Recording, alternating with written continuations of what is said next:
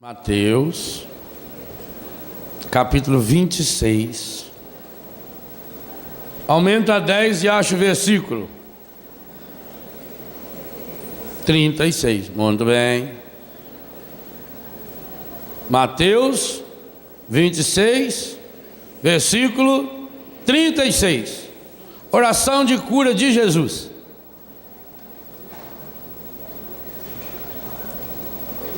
Qual é o título? Daí a gente já dá de conseguir pegar um pouco o nível dessa oração. Porque nós não podemos pensar que Jesus não tenha passado pelas consequências do pecado. Ele passou.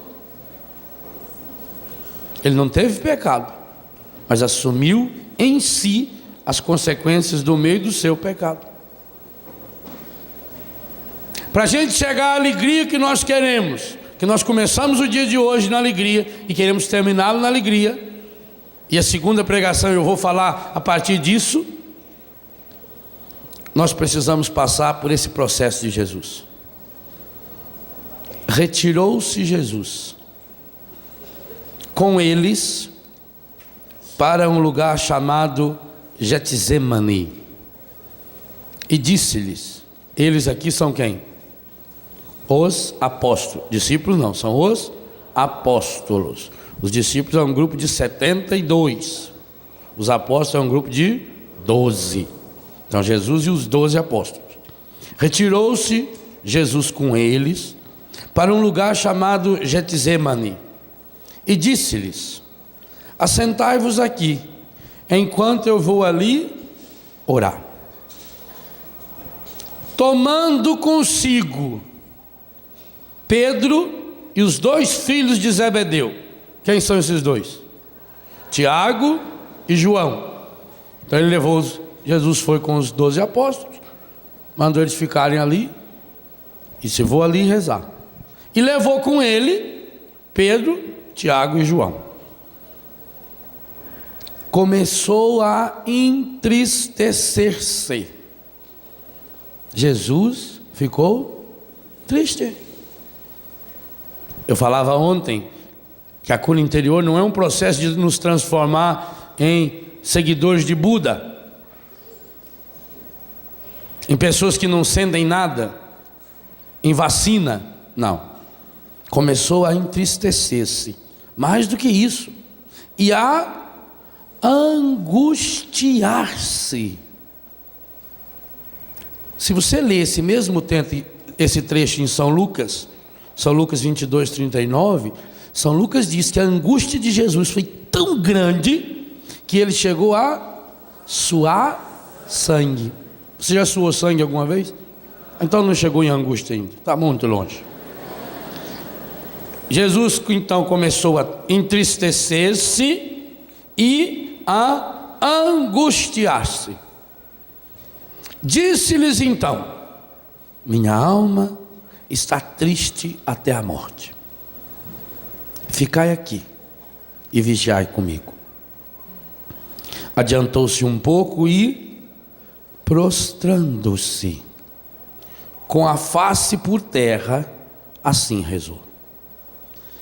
Gente, cada atitude de Jesus aqui é fundamental na nossa trilha da cura.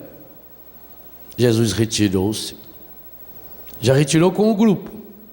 Depois se afastou um pouco mais com 3, pediu ajuda para eles. Não pediu ajuda? Ficai aqui, vigiai comigo. Adiantou-se um pouco, prostrando-se com a face por terra.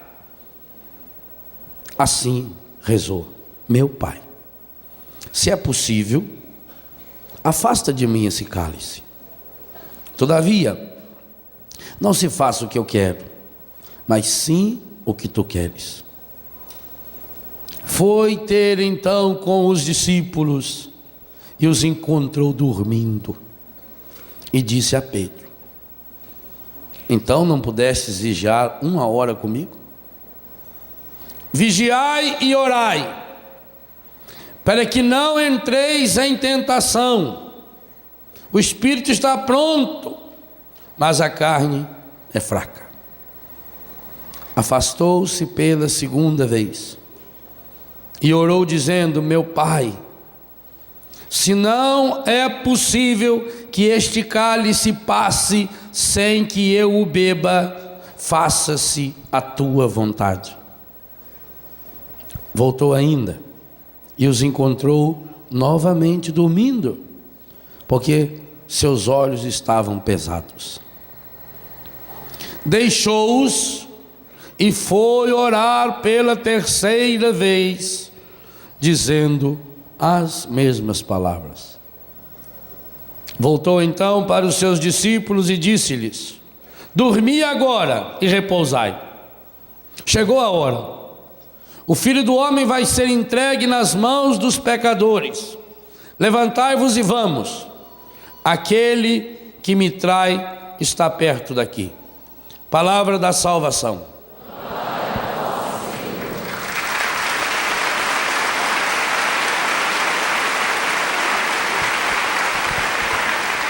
Eu penso que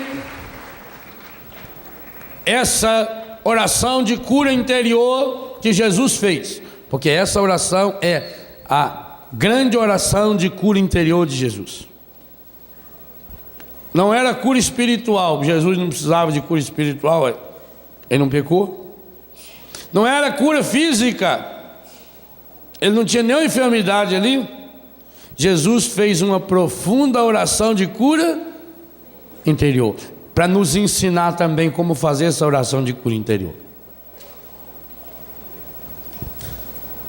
Sabe por quê? Muitos de nós aqui e aí em casa ainda não fomos curados? Porque nunca fizemos uma oração de cura interior seguindo o modelo de Jesus. É Jesus que diz para mim e para você: eu vim para que você tenha vida e a tenha em abundância. É Jesus que em João 14,6 diz: eu sou o caminho, a verdade e a vida. Ora, enquanto nós fazemos orações de cura interior seguindo os gurus da nova era, nós podemos até sentir uma paz, assim, um alívio interior, um desabafo espiritual, mas isso não é cura interior. Cura interior é uma oração feita a partir de uma suprema angústia. Segunda coisa pela qual muitos de nós ainda não fomos curados: nós não nos convencemos ainda de que estamos numa batalha, de que estamos numa guerra.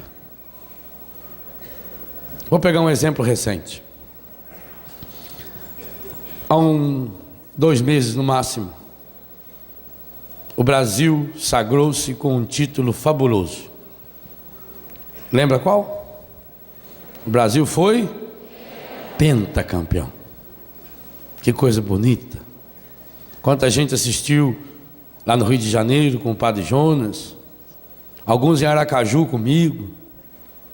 O Brasil foi penta. As pessoas saíram na rua e festejaram. Você assistiu os jogos da seleção? A grande maioria, não responda para não mentir. A grande maioria assistiu.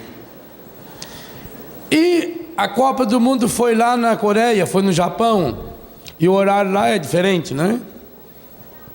Do nosso. Tinha jogo que era às 3 horas da manhã.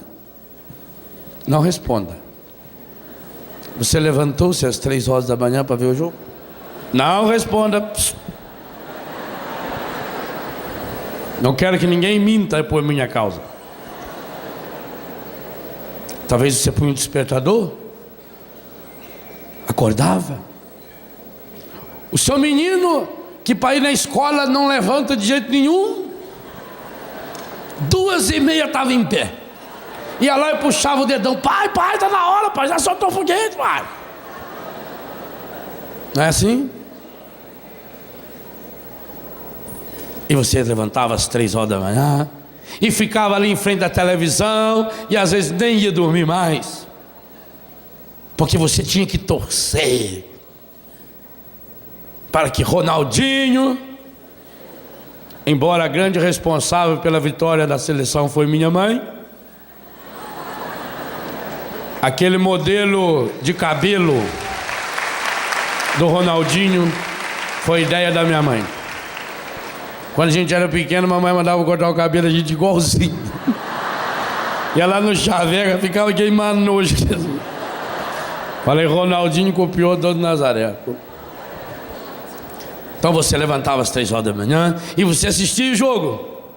E torcia, vai, vai, vai. A grande maioria das pessoas fez isso ou não?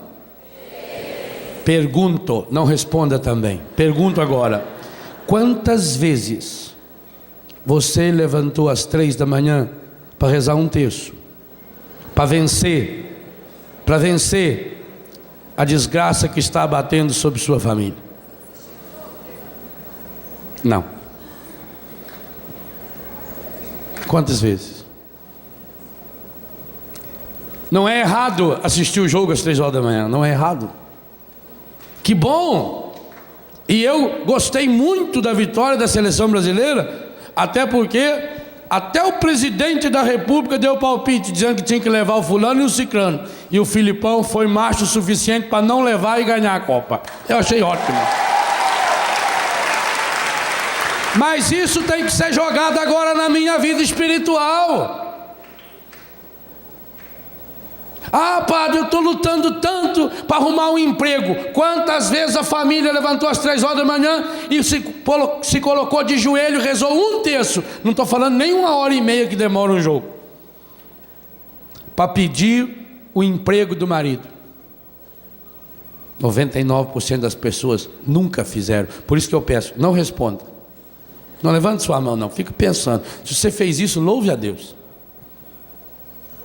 Quantas vezes levantou às 3 horas da manhã e ficou 1 ou 2 horas em oração para libertar um filho das drogas? Eu tenho filho que foi levado para a minha casa e está lá há 7 meses, 8 meses, 1 ano, e a família nunca mandou uma carta. Quantas vezes levantou às 3 horas da manhã para rezar pelo seu marido, para se libertar do alcoolismo, ou da prostituição, ou da violência, ou do adultério? Ah, eu rezo muito. O quanto que é esse muito que você reza? Quanto? Segunda coisa, quantas vezes até hoje você se prostrou com a cara no chão? Ontem teve gente aqui que não aguentou ficar 5 minutos ajoelhado. Jovens. Ajoelha, já estica, já deita, já senta. Depois fica querendo passar a mão no ostensório como se fosse uma coisa mágica. Mete esse joelho no chão para ver o que muda. Nós brincamos com coisa séria. Por isso que falta alegria.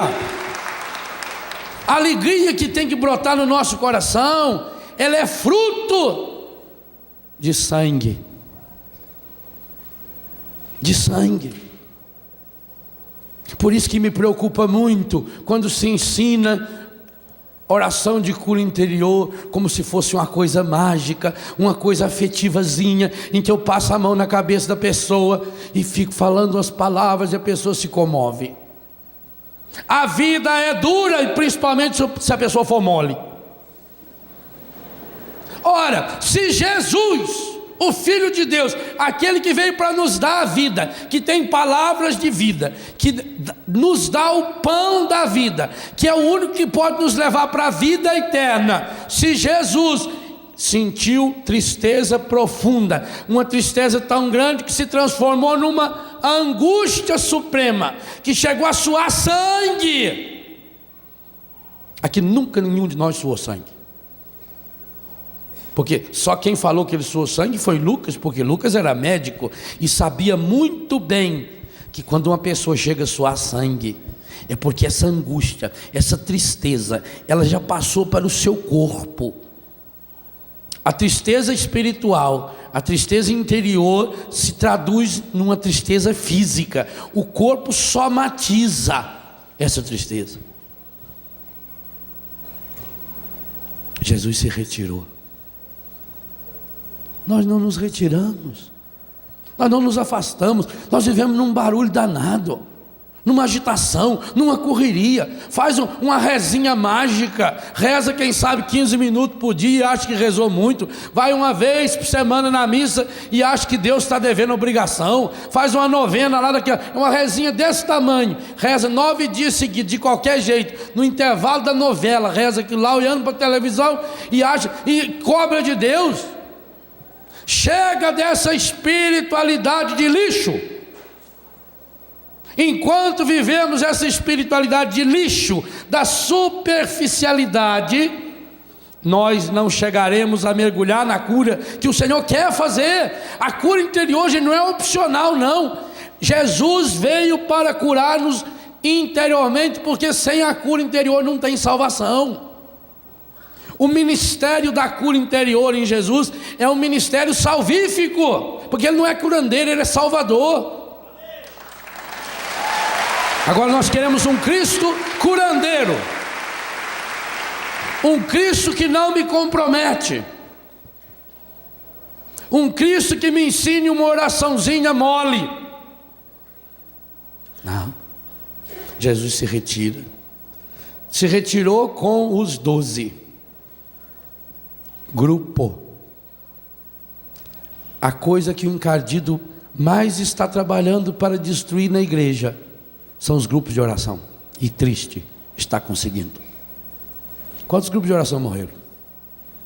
Porque tem grupos de oração que hoje é uma assembleia não sei do que, onde tudo está organizado, a recepção está organizada, as músicas que o ministério vai cantar já estão todas elencadas na pasta, já tem o sujeito que fez a escola não sei das quantas e ganhou o diploma, esse pode ir lá falar, dar o ensino, leva 2 horas dando ensino, 15 horas dando aviso e não reza 5 minutos.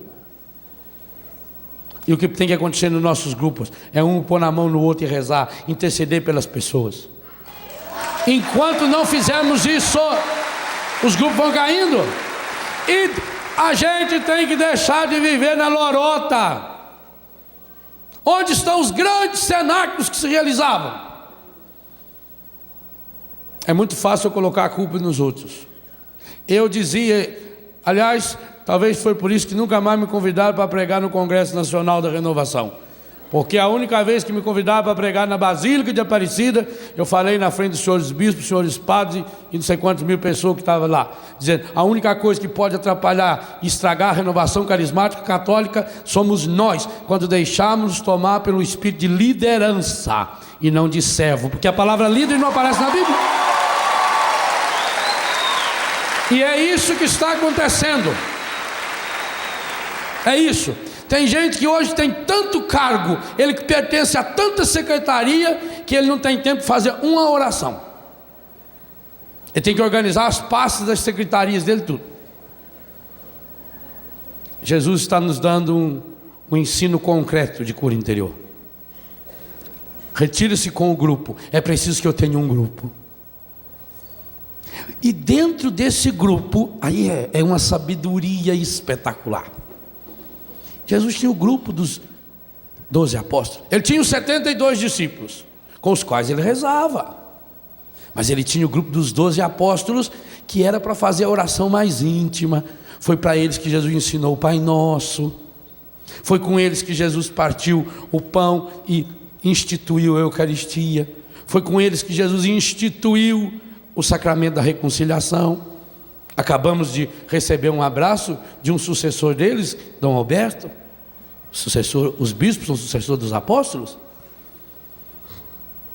Mas entre aquele grupo, o grupo que Jesus rezava, o grupo que rezava com Jesus, Jesus tinha o seu grupinho de cura interior. E esse grupinho tem nome. Era formado por Pedro, Tiago e João. Sabe o que me impressiona? Os 3 piores. Em matéria de relacionamento, os únicos 3 que a Bíblia conta que tinha defeito de relacionamento. E aliás, para completar o quadro, a conclusão da oração é Jesus dizendo que está chegando o quarto. Qual é esse quarto que estava chegando ali? Judas. Ele está bem de oração. Jesus tinha o seu grupo, e dentro daquele grupo ele tinha os três que eram os seus verdadeiros amigos. Quem diz que tem muitos amigos não tem nenhum. Amigo, você tem que ter pouco. Talvez contar no dedo de uma mão. Mas é esse amigo diante do qual eu posso rasgar meu coração. Meu irmão, minha irmã, aquilo que nós falávamos ontem das máscaras, as piores máscaras que existem são as máscaras espirituais, que criam corações mascarados, e corações mascarados em pouquíssimo tempo tornam-se corações empedernidos, corações de pedras, corações feridos e machucados, e aí a ferida lá de dentro não sai. Nós precisamos de pessoas diante das quais nós podemos rasgar o coração. Isso eu preciso na família, eu preciso na comunidade, eu preciso na igreja. Não acontece cura interior sem intimidade profunda. Amigo é aquele diante do qual eu posso rasgar meu coração, mostrar a minha fraqueza.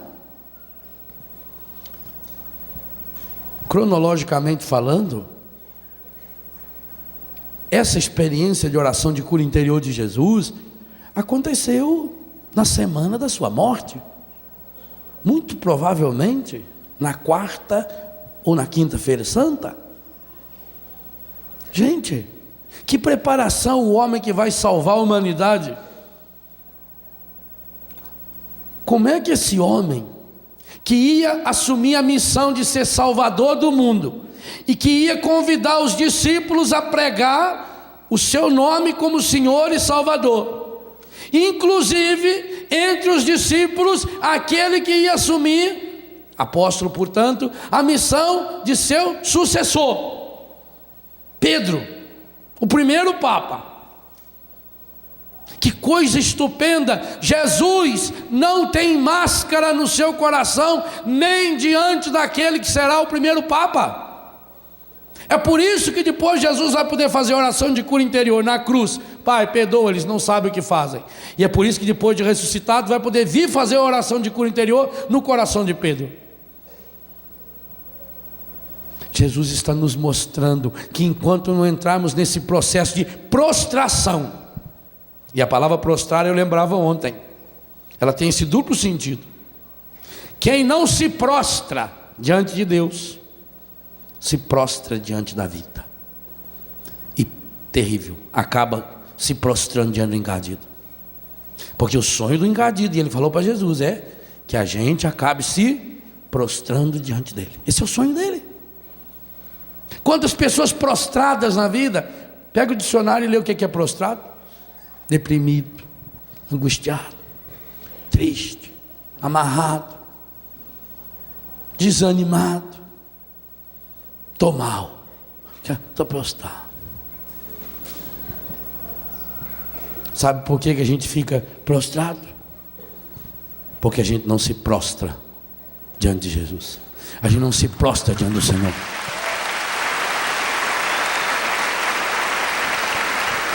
Sabe uma das coisas que mais tem chamado minha atenção? Pegue a sua Bíblia e começa a ler em Gênesis, não agora que não vai dar tempo. Quantas vezes vai aparecer pessoas em situações limítrofes? E qual é a atitude dessas pessoas? Prostrar-se em oração diante de Deus. Mas não uma oraçãozinha escondida lá no quarto, não. Quem quer experimentar a graça da cura interior não pode se esconder. Tem que tirar as máscaras. Jesus, embora não tivesse máscara, teve que tirá-las diante de Pedro, Tiago e João. Porque às vezes você podia dizer, mas eu não tenho para quem eu me abrir. Eu não tenho pessoas especializadas, experimentadas, cursadas ou sei lá o que. Talvez tenha sido pedagógico que Jesus escolheu Pedro, Tiago e João. para mostrar para nós: olha aqui, diante de quem eu me abri. Pedro, o único que o negou 3 vezes. Tiago e João receberam de Jesus o apelido de Boanerges, filhos do trovão. Pensa bem. Às vezes a gente fica triste porque uma pessoa falou mal da gente. Jesus não falou mal, não. Ele chamou os dois de filhos do trovão. É feio. Trovão assusta. E de Pedro ele deu um apelido para Pedro, que Deus o livre guarde. Mateus 16. Afasta-te de mim, encardido. Que coisa! De nenhum outro apóstolo ele chama, nem Judas. Pedro, encardido. Tiago e João, filhos do trovão. Pior ainda, pois foi diante dessa trinca medonha que Jesus 3 vezes se prostra em oração. Parece que as 3 vezes que Jesus se prostra significa uma para Pedro, uma para Tiago, uma para João. Talvez será por isso que Paulo vai escrever em Gálatas que os colunas da igreja, ou as colunas da igreja, é Pedro, Tiago e João. Jesus se abriu com eles. Jesus mostrou a angústia para aqueles 3. E pior, os 3 não deram bola para a angústia dele. Puxaram a paia. Padroeiros de muita gente que vão rezar e dormem.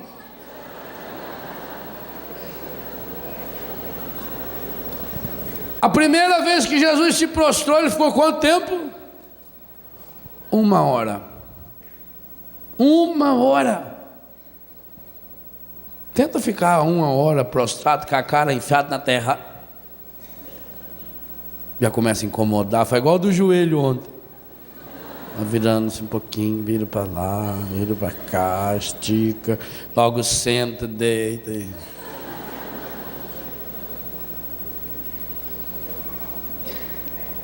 Jesus se prostra e abre o coração para Deus. A dupla dimensão da cura interior. Eu preciso ter pessoas. A cura interior se dá através de pessoas. Cura interior não é uma oração para eu ficar fazendo escondidinho, para não mostrar para os outros. Enquanto eu ficar com as minhas máscaras, Deus não me cura, não tem jeito.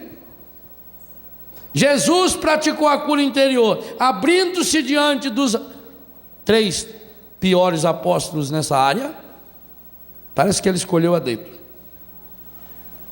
Chorou diante deles. Desmoronou. Essa palavra cabe muito bem a esse texto. Caiu, desmoronou. Angústia suprema. E rezou ao Pai. Abriu o coração, arrebentou as máscaras do coração. Meu Pai, se possível, afasta de mim esse cálice. Jesus não foi dando risada para a cruz, não. Jesus não tinha uma atitude fatalista, tinha que acontecer. Jesus não tinha que morrer. Não, ele veio para salvar o mundo. E coerentemente com a sua vocação e a sua missão, por amar demais o Pai e o mundo, tendo amado os seus que estavam no mundo, amou-os até o fim. João 13, verso 1. Em consequência da coerência desse amor, é que Jesus vai até o final e passa pela cruz. Mas a chegada da cruz teve Getsemane. Esse Jesus que quer dar a vida a mim e a você está nos ensinando algo muito importante. Meu irmão, minha irmã, tira a máscara. Aplica aquilo que você aplica na sua vida do dia a dia para a sua vida espiritual. Se você foi capaz de levantar às 3 horas da manhã para assistir um jogo da seleção que não muda nada na sua vida, o que você ganhou com o Penta? Nada. Então, se você conseguiu fazer isso, é Deus dizendo para você, você também vai conseguir sim. Agora enfrentar uma seleção muito pior, a seleção dos traficantes, a seleção dos prostituidores, a seleção dos desempregadores, a seleção dos corruptores. Tem um monte de seleção que está sendo treinada para jogar contra você.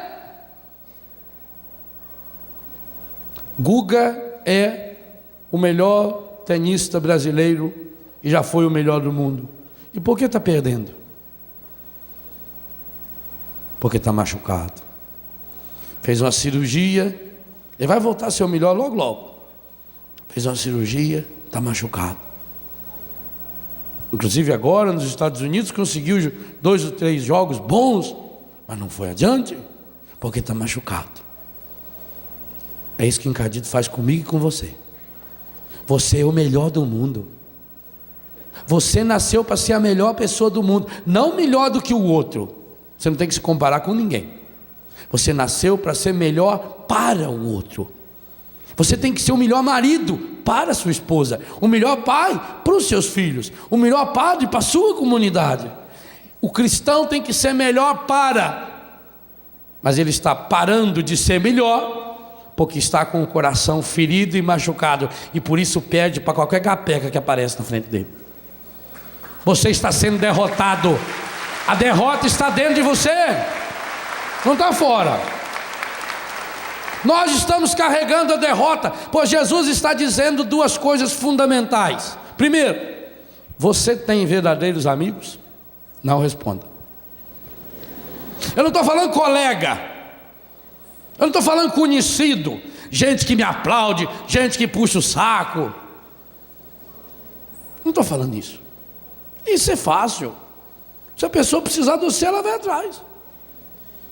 Amizade interesseira, oh meu Deus, basta dar uma olhadinha agora em época de eleição que você vai ver o que aparece de gente, parente. Eu não estou falando disso aí. Eu não estou falando dessa futilidade do mundo, não. Para essa futilidade do mundo, já disse nesse palco aqui, não faz muito tempo, que Deus me deu a graça de cortar 99%. Falta alguns ainda, mas vou conseguir, se Deus quiser. Quem diz tem muitos amigos, aqueles amigos de festa, só das coisas superficiais, só para fazer folia. Quantos filhos chegam para mim e contam: ah, padre, quando eu tinha dinheiro, quando eu tinha carro, tinha sempre amigo. Na minha casa estava sempre cheio de gente, os colegas iam lá, para a gente ir para a zona, para a gente ir comprar droga. Sempre tinha amigo. A hora que eu me contaminei, a hora que eu perdi tudo, a hora que eu fui preso, não apareceu ninguém. Não tem ninguém. Eu louvo a Deus as situações difíceis que já aconteceram na minha vida, porque são essas horas que mostram para a gente quem a gente é para os outros. Porque para Deus eu já sei. Por isso nunca peça para Deus: Senhor, tira os problemas da minha vida. Não, peça para Deus: Senhor, dá-me a graça de superar os meus problemas. Deus me deu uma imagem, e essa imagem veio evoluindo. Uma parte dessa imagem eu já falei com vocês, inclusive está no livro, Na Trilha da Cura. E outra parte Deus está me dando dessa imagem, e com certeza vai me dar muito mais. Daquele menino, que depois de uma tempestade violenta, como aquela de anteontem, de manhã, ele saiu na varanda da fazenda e gritou para o avô: vô, corre aqui! Vô, vem ver, vô! Como é que o senhor explica que essa figueira, essa árvore que gastava 4 homens para abraçar o seu tronco, como é que essa figueira tombou, vô? O vento derrubou a figueira, vô! E como é, vô, que aquele pezinho de bambu, tão fininho, como é que aquele pezinho de bambu não caiu, vô? Aí o vô pôs ele aqui no cangote. Falou, vem cá. Aí foi lá na figueira, mostrou a figueira. Falou, nossa, vô, ela está oca. É, filho, com o tempo a figueira foi ficando oca. Vô, mas não parecia. É por causa da casca, filho. Tinha uma casca muito grande. A gente não via, se olhava para a figueira, ela estava lá, metidona, poderosa. Achou que era muito importante. O vento. Ele falou, vô, mas o bambu também é oco. Aí o vô gostou mais ainda. Falou, então vem cá. Aí chegou lá no bambuzinho pequenininho. Falou, primeira diferença, o bambu sabe que é oco desde pequeno. Essa é a primeira coisa. Primeira coisa que o bambu ensina para mim e para você. Depois você vai na catoça de bambu ali e aprende o resto. Primeira coisa que o bambu ensina para mim e para você, desde pequeno a gente é oco. O que significa isso? Vazio para poder encher-se de Deus. Por isso que a gente foi feito oco. Por isso que a gente nasce vazio. Porque Deus quer nos encher com o seu em plenitude. Então, primeira coisa, o bambu sabe desde pequeno que ele é oco. Então, sabendo que é oco, que é fraco, ele toma alguns cuidados. Segunda coisa que o bambu nos ensina, a nossa vocação é o céu. O bambu é uma grama, da família das gramíneas. Enquanto as gramas comuns se alastram, o bambu, sendo uma gramínea, sobe, porque ele tem uma meta. Todo bambu só cresce para o alto. Você também. Ou você cresce para o alto, ou a tempestade vai derrubar você. Eu tenho que ter uma meta. É no alto que está a vossa meta. Somos cidadãos do céu. Nós nascemos para lá. É lá para cima que eu tenho que olhar. O bambu está sempre olhando para o céu, sempre buscando o alto, sempre buscando a graça de Deus. Terceira coisa, se ele quer crescer muito, ele tem que ter raízes profundas. Por isso ele vai se alastrando. O tanto que um bambu cresce para cima, ele vai se alastrando na terra, ele vai enfiando, ele vai achando pedra, a raiz vai abraçando, abraça no outro tronco, ele enche. Eu tenho lá em Betânia um bambu chinês, já tem uns 3 anos que ele está plantado, está nessa alturinha. Ainda vai levar uns 2 anos para ele começar a crescer. Mas quando ele crescer, ele vai chegar a 20, 30 metros de altura. Ele leva 5, 6 anos só criando raízes. Terceira coisa que o bambu ensina para mim e para você: se eu quero chegar lá no alto, eu preciso ter raízes sadias, raízes saradas, raízes curadas. E o que significa raízes? Raízes é aquilo que a gente tem escondido. A árvore, com o tempo, ela vai envelhecendo, as raízes começam a aparecer. Conosco também. As raízes são os vícios que a gente vai escondendo. Eu tenho que deixar a graça de Deus, a graça da cura, penetrar cada uma das minhas raízes. A raiz é a minha fé solidificada. A raiz é alimentada pela leitura contínua e constante da palavra de Deus. A raiz é alimentada por um grupo que me dá sustento, me fortalece. Primeira coisa que o bambu me ensina. Primeira coisa, eu sou oco desde pequeno. E por que eu sou oco? Para poder ser cheio de Deus. Então, quanto mais eu me esvaziar, mais cheio de Deus eu serei. Segunda coisa que o bambu me ensina: é preciso crescer para o alto. Terceira coisa que o bambu me ensina: eu preciso ter raízes profundas, raízes sólidas, raízes saradas, raízes curadas. Quarta coisa: bambu não cresce para o lado. Se eu quero ter a graça de crescer para cima, eu não posso criar galho. Bambu não cria galho.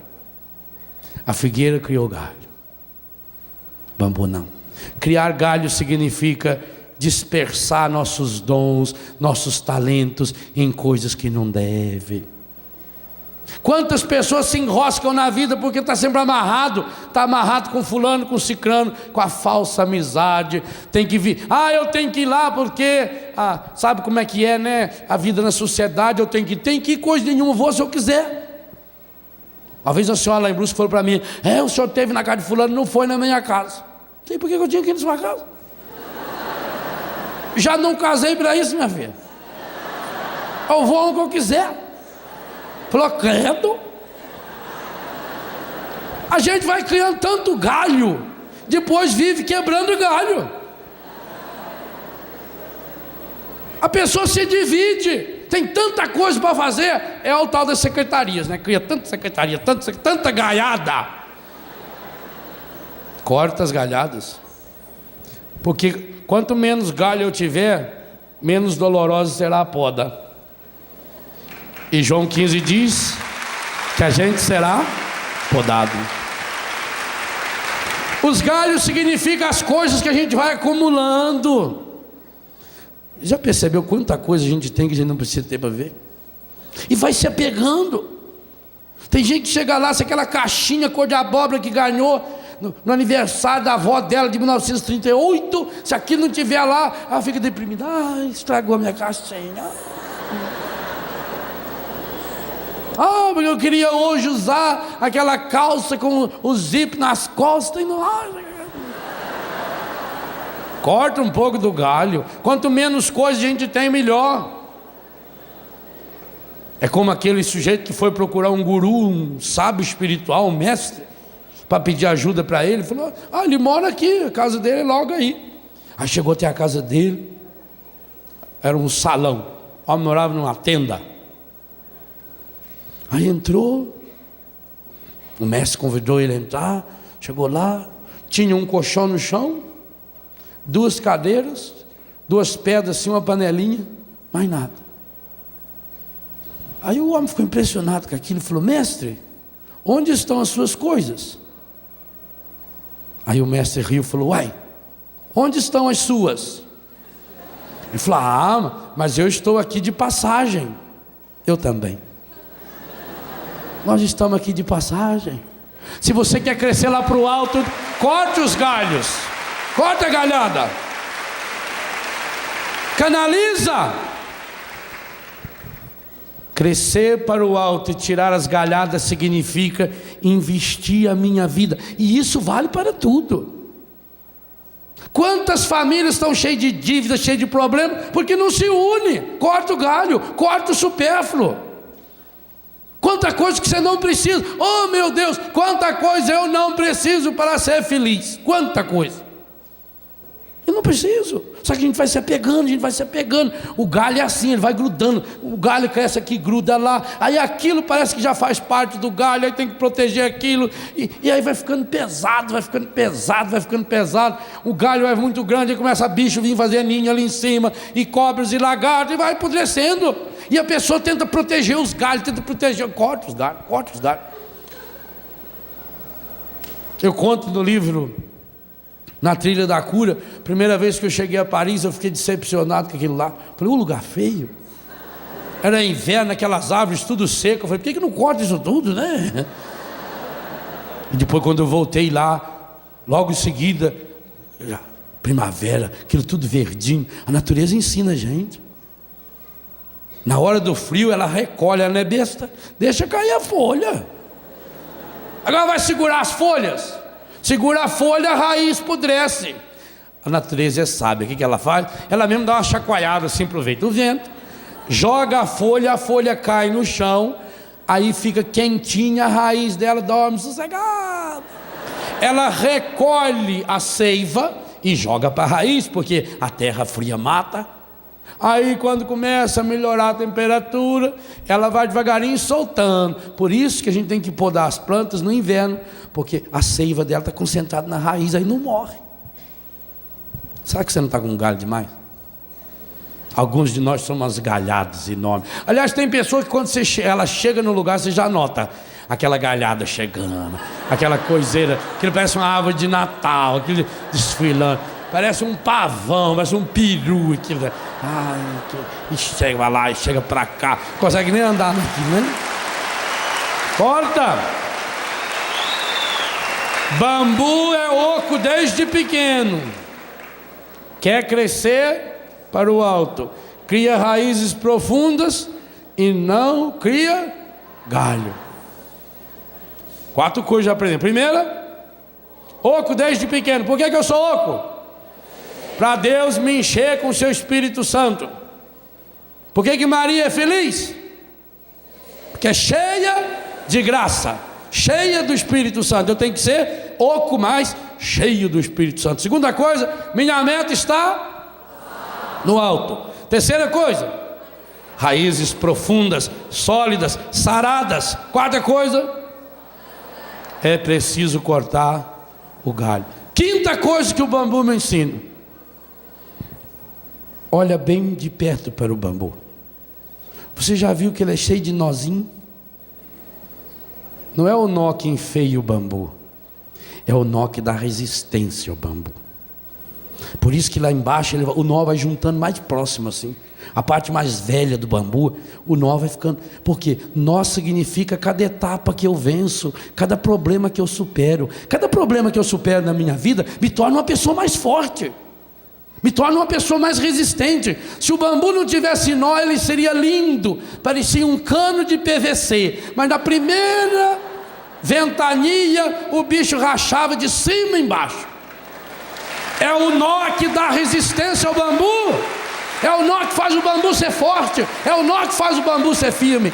Cada nozinho significa um problema resolvido. Cada vez que eu supero um problema, cada vez que eu supero uma dificuldade, cada vez que eu supero um desafio, cada vez que eu perdoo uma pessoa que me machucou, cada vez que eu peço perdão a alguém que eu machuquei, cada vez que eu faço um pequeno jejum, é um nozinho que vai se solidificando, e esse nozinho vai amarrando e vai dando consistência.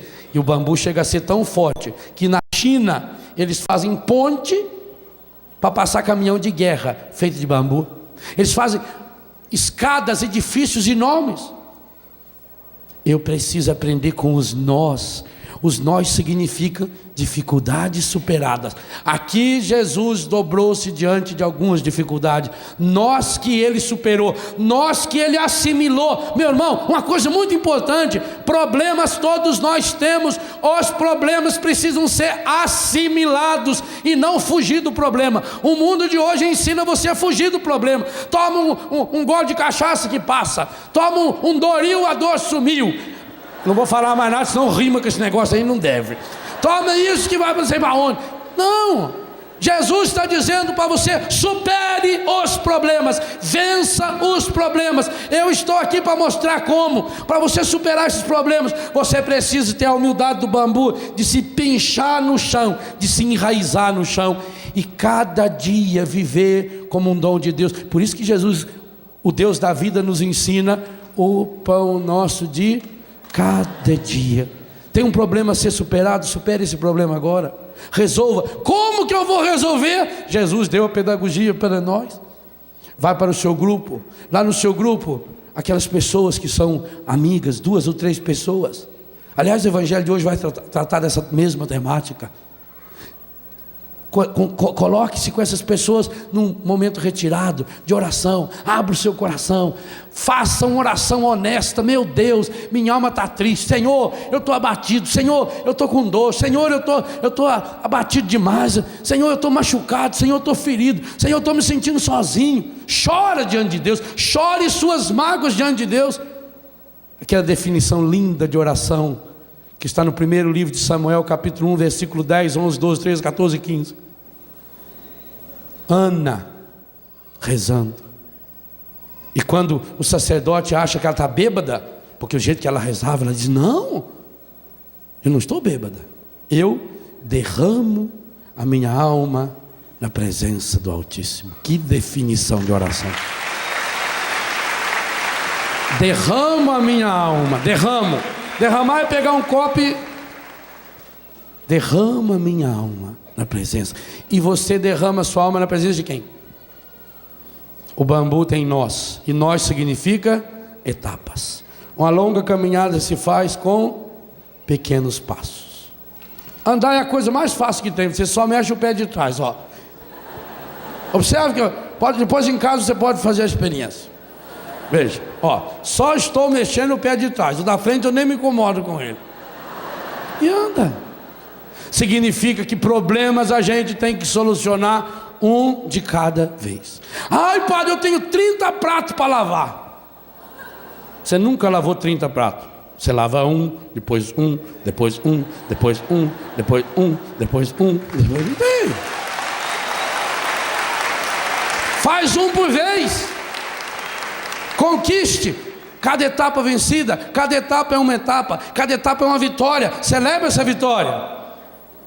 Os nós são aquilo que fortalecem o bambu. Primeira coisa que o bambu me ensina: eu sou oco. E por que eu sou oco? Para ser cheio de Deus. Segunda coisa que o bambu me ensina: é preciso crescer para o alto. Terceira coisa: eu preciso ter raízes sólidas, firmes, saradas. Raízes saradas, curadas. Quarta coisa: o bambu não cria galho. Quinta coisa: fazer dos nós uma amarra, uma resistência. Como numa construção, você vai fazer um prédio, a cada pedaço de construção tem que fazer um amarro, tem que colocar uma estrutura. É isso que sustenta a gente. A construção é um tijolo em cima do outro, tijolinho por tijolinho. A vida é assim. O mundo de hoje oferece tudo pronto, tudo mágico, tudo automático. Não! Jesus está dizendo para nós que a cura interior é um processo onde o Espírito Santo se junta ao meu espírito, se une ao meu espírito. Romanos 8, 26. O mesmo Espírito se une ao meu. Ele não faz por mim.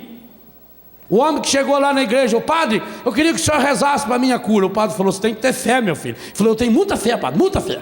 Eu tenho tanta fé que eu vim a cavalo. E eu deixei meu cavalo lá na porta da igreja, eu nem amarrei ele, porque eu sei que Deus está cuidando do meu cavalo.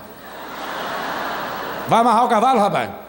O senhor não acha que Deus tem coisa mais importante a fazer que ficar segurando o cavalo na porta da igreja? Ora! Amarre seu cavalo, faça sua parte.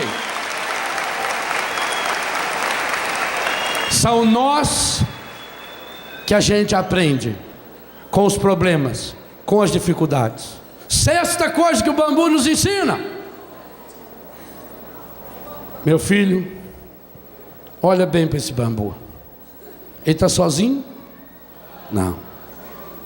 A primeira coisa que o bambu faz, quando ele começa a crescer, ele deixa o vento, e esse vento é do Espírito. Eu falei aqui em Pentecostes. Ele deixa o vento jogar uma sementinha do lado, e outra do lado, e outra do lado. Bambu só cresce em toça. Por isso que você olha de longe, uma toça de bambu é maior do que uma figueira, é maior do que uma árvore. E essa toça é tão grudada, por quê? Primeiro, não tem galho. Nenhum deles tem galho. Segundo, porque eles têm raízes profundas, todos eles. Terceiro, porque todos eles estão crescendo para cima. Quarto, porque todos eles sabem que são ocos. Quinto, todos eles vão se grudando um no outro, porque aprenderam a fazer isso consigo mesmo. Quem aprendeu a superar os nós, vai aprendendo agora a se apoiar um no outro. O bambu se apoia em si mesmo pelos nós. Problema superado é vitória garantida. E agora se apoia em quem está do meu lado. E um se apoia no outro, e um balança junto com o outro. E eles vão até se entrelaçando. Se você tentar tirar um bambu lá do meio da toça, você não consegue. Ele está grudadinho.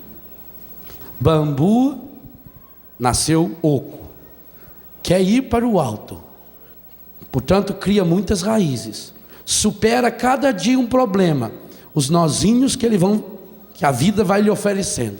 Cada problema superado é um nó que firma, e ele se torna forte, e ele se torna firme. Ele vai cortando os galhos. Quem não corta os galhos não consegue viver em comunidade. Por que as pessoas não conseguem viver em comunidade? Tem gente que não pode. Como é que vai pôr dois pavão macho junto? Não cabe. A hora que eles abrem, é que top.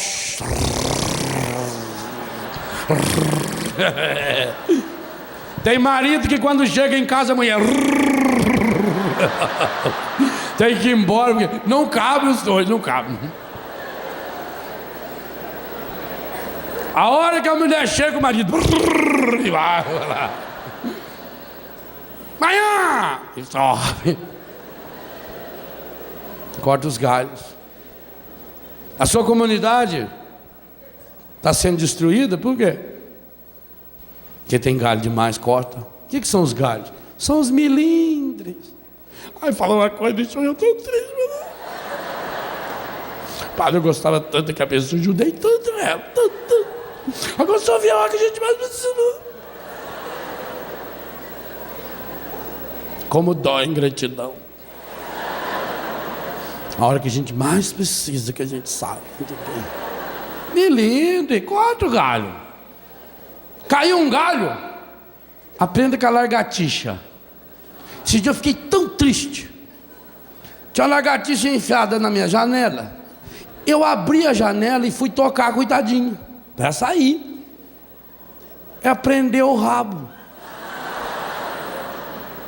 Não é que ela soltou o rabo, largou o rabo na ponta da minha vassoura e saiu e foi balançando aquele toquinho, fazendo assim pra mim.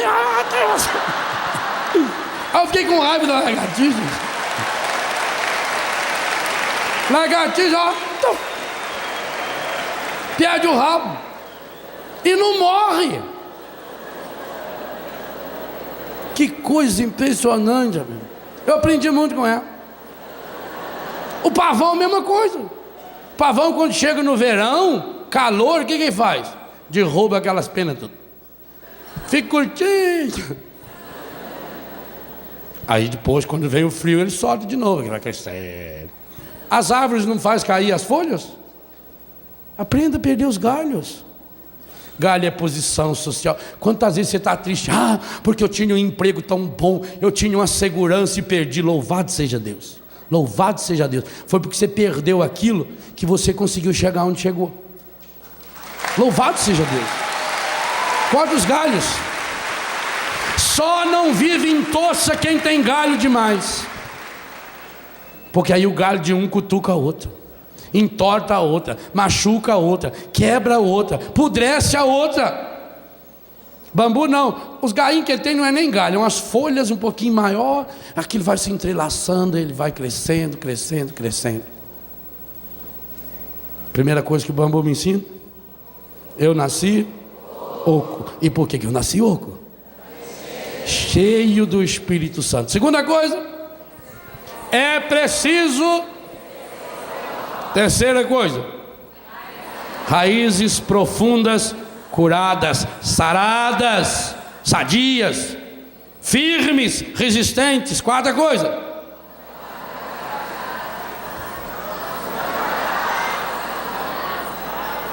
chegue num acordo. Se eu quero crescer para o alto, eu preciso cortar os meus. Quais são os galhos que eu preciso cortar? Os vícios. Quinta coisa, os nós têm que ser transformados em problemas superados, que vão criando a minha resistência. Sexta coisa, o bambu cresce sempre em toça. Sétima coisa, tudo em Deus é perfeito. O menininho desceu do cangote do avô, o avô pegou a ponta do bambu, entortou até o chão, soltou, o bambu voltou. Meu filho, aprenda com o bambu a ter a humildade de se curvar na hora da tempestade.